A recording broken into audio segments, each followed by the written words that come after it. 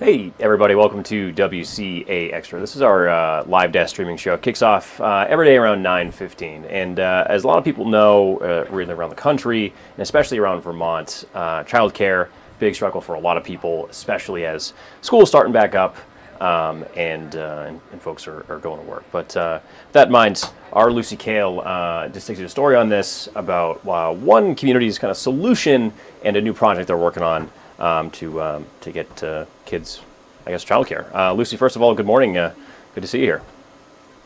Yeah, good morning. Great. It's great to have you. Thankful to be here. So jumping right into it, you were in Alberg yesterday, talking about the family clubhouse, the project coming down the pipes here, as far as them getting childcare in an area like that. So kind of just jump in. Tell me about this project, what this is, because immediately when I think clubhouse, I'm thinking like a tree house or something. So just dive in and tell me, what's this project entail? Yes, no, it is a fun name for sure. So this project has been kind of 8 or 9 years in the making, where people in the community, it first started out where they wanted kids to have a little bit more preparation for kindergarten, ready kind of going into that first day. And in the area, there weren't a lot of services for that besides helping kids at home. And so that was kind of the vision. And now it's changed to where there's this real need for childcare in the community, especially in smaller and rural areas like Alberg.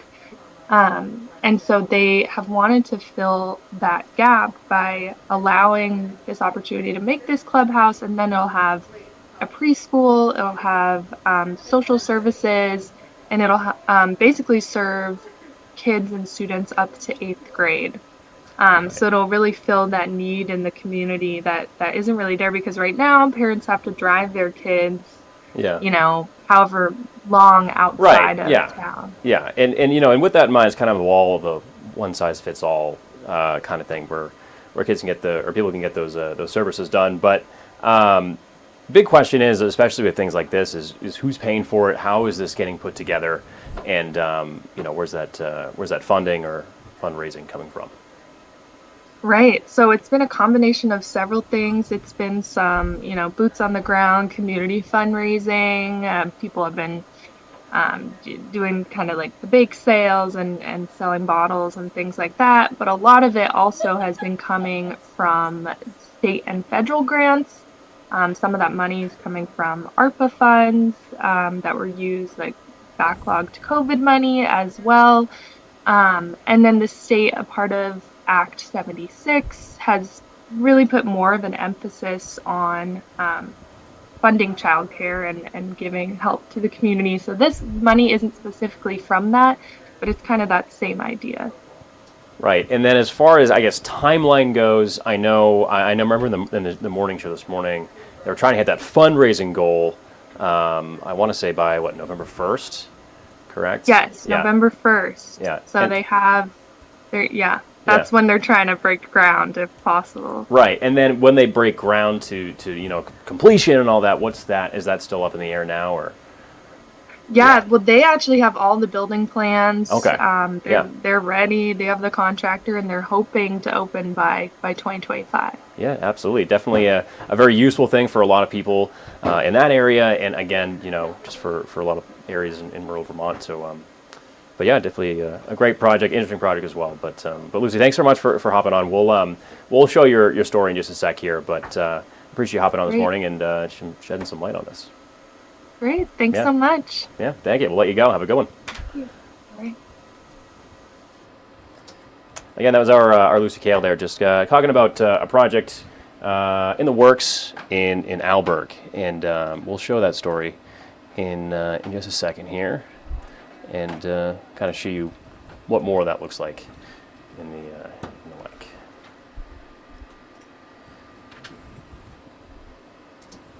Ram LaPlante spends many of her days with her kids here in the Alberg Public Library. It's one of the few community-centered kid spaces in the area. So if I had the access for childcare, I would I would totally do it. Ram LaPlante moved to Alberg in February. She used to have her kids in a Head Start program, but since the move, she's had to watch her kids full time. Other than one home-registered childcare, there aren't any alternatives. It's a common problem among smaller and rural areas in Vermont. It's a huge need because we're so far away from everything. You know, people have to travel to go to work, and there's no place for their children to go. The Alberg Family Clubhouse could fill part of the need. It's been in the works for 8 years, and plans to bring childcare and social services to families with kids up to 8th grade. A lot of parents are unable to work. They have to stay home with their kids. And, you know, it would be a big boost to employment in our town if we had good daycare to take care of all these children. The group has raised over $2.7 million so far for the project, from community efforts to state and federal grants, thanks in part to Vermont's emphasis on expanding childcare access. We've gotten quite a bit of funding from the state and from state-affiliated programs that are really looking to help close that gap in childcare accessibility in rural Vermont. The Department for Children and Families says money for this project specifically came from federal COVID money and ARPA funds. But the money coming from the implementation of Act 76, including expanding eligibility for childcare financial assistance, means parents can afford the programs, which in turn helps boost services themselves. The fact that the childcare financial assistance is so much more generous than it was in the past, that there's some additional incentives coming for quality and for capacity from the state. When they start to do that initial business plan, they're seeing that it's a much more viable option for them and for their family than they did in the past. The group is roughly $300,000 away from making their goal to build the family clubhouse, and they're hoping to achieve that goal by November 1st. Anyone looking to donate, we have a link available on our website, WCAX.com. Again, that was a story of our Lucy Kale there. Definitely a great resource for a lot of parents who need it.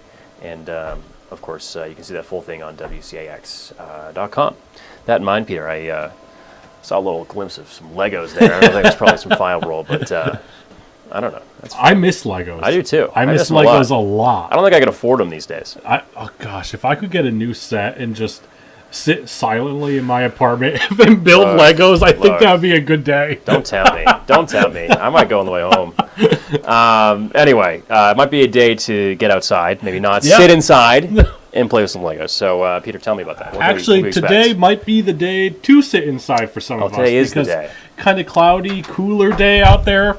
Actually, maybe a few rain showers for some of us. But I tried. Speaking of outside, we'll take you outside right now. There's the view across the area. Kind of a mixture of sunshine and clouds right now. I think most of us going to favor a bit more cloud cover here generally as we head through the course of the day today. You can see here on satellite radar a bit of rain off to our west out across the St. Lawrence River Valley. That's going to gradually begin to head in our direction here as we head towards the late morning and the early afternoon hours today. But not all of us going to get in on those rain showers here as we head through the course of the day today. It really is going to be the further west you are. We head towards about the noon hour. You can see New York's North Country getting in on a few of those light rain showers. Take a look at this, though. As it works its way further east, it really begins to fall apart. For the most part, much of Vermont, as well as northern New Hampshire, probably going to spend the day today primarily dry. Into the night tonight, we're getting rid of the cloud cover. We wake up tomorrow morning, a little bit of leftover cloud cover here and there, but I think we're picking up more sunshine here once again as we head through the course of your day on Thursday. Again, in terms of rainfall totals here through the course of the day today, it's maybe 1/2 of an inch of rain, especially the further west you are across New York's North Country. Elsewhere, well, basically zeros across the board. So the further east you go, most of us going to spend the day primarily dry, but a bit cooler, a bit cloudier out there. Temperatures right now, most of us hanging out in the mid to upper 50s and lower 60s, and most of us will see daytime highs that climb back into the upper 50s and 60s here as we head towards this afternoon. So not quite the 70s that we've been talking about for the last several days. A cooler, cloudier day out there again. A few showers, mainly off to the west, though, generally across New York's North Country. Into the night tonight, clouds back on the decrease. Overnight lows, they'll fall back into the 40s and 50s. That decreasing cloud cover giving way to sunshine here as we head into your day on Thursday. Again, most of us will start to warm things up again as we head towards tomorrow afternoon, back into the upper 60s and 70s here for your day tomorrow. So sunshine back on tap for Thursday and Friday. The chance of a few rain showers Friday night and into the early morning hours on Saturday. Otherwise, though, the weekend looking pretty good, just a bit cooler, temperatures in the mid to upper 60s, still plenty of sunshine. Then another cold front will begin to work its way into the region here as we head towards Sunday night and into the day on Monday.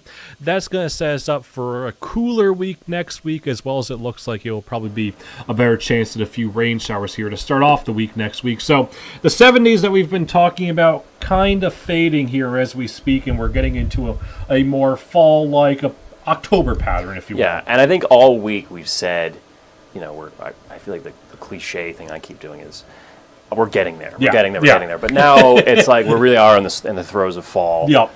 And in that, so. But Peter, I will say, I was doing some brief research. I see Legos on your phone. Right. And, while you were talking, you can get a Lego Star Wars AT-AT for the low price of $849.99.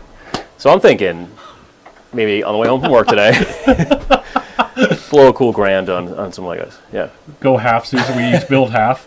We'll share on the weekend. Yeah.